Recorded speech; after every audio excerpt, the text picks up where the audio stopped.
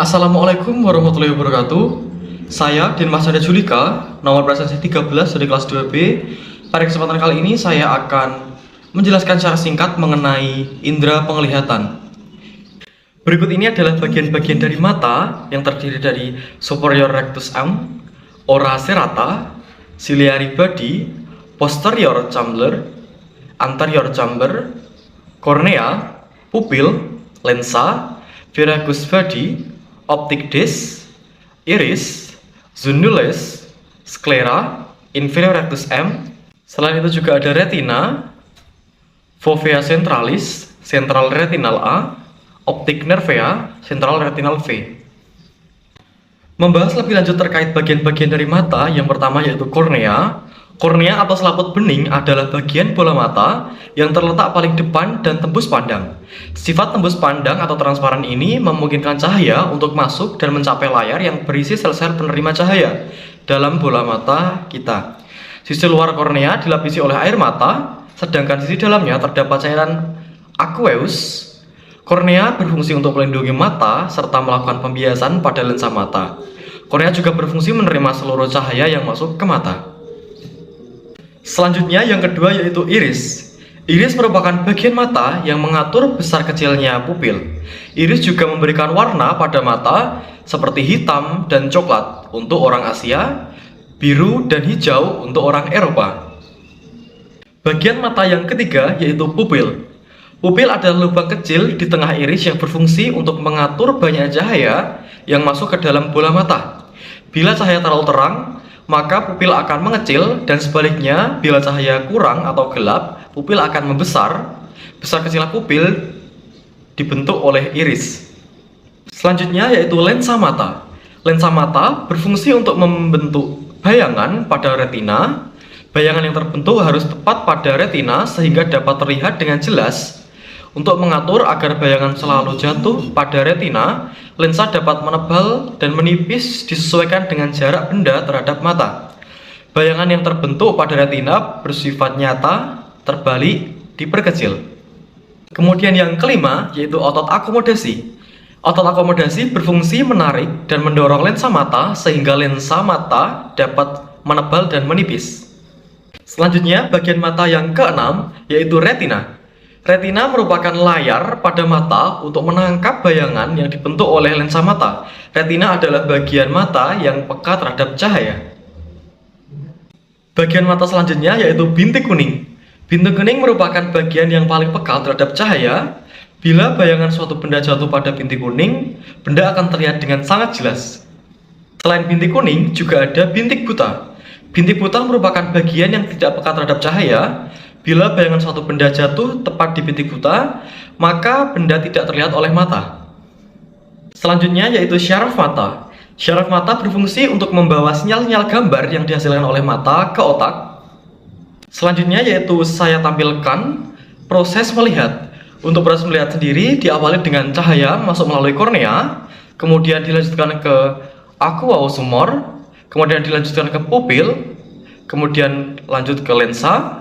Selanjutnya virus humor, selanjutnya retina, kemudian impuls, dilanjutkan ke syaraf otak, dan yang terakhir ke otak.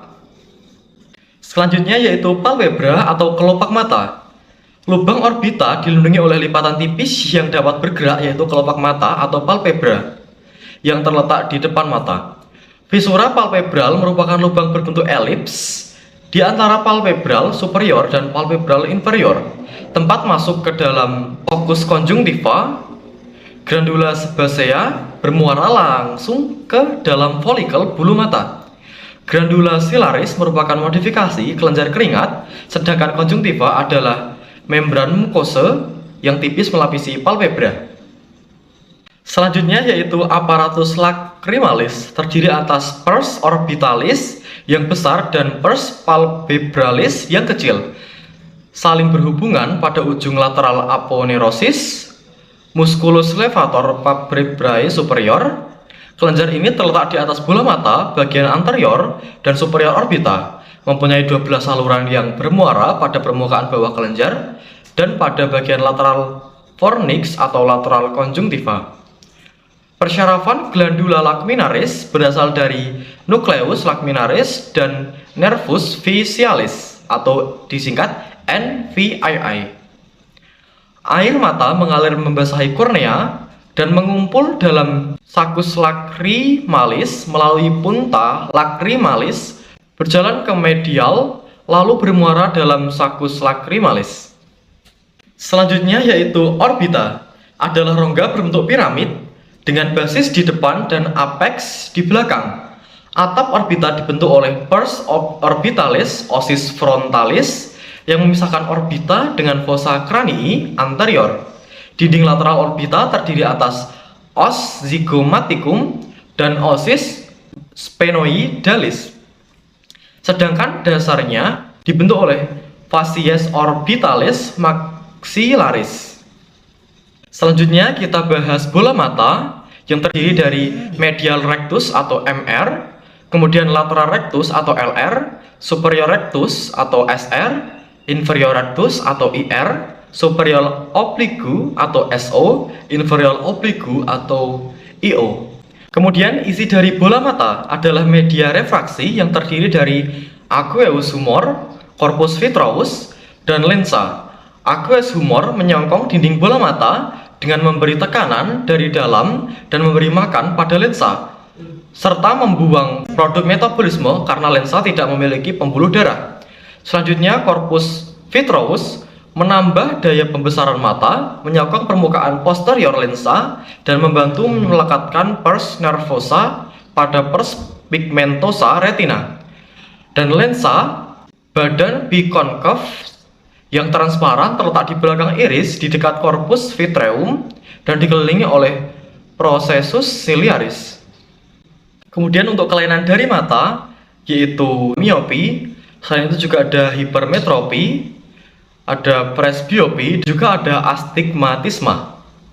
Itu tadi video singkat dari saya terkait penjelasan mengenai indera penglihatan.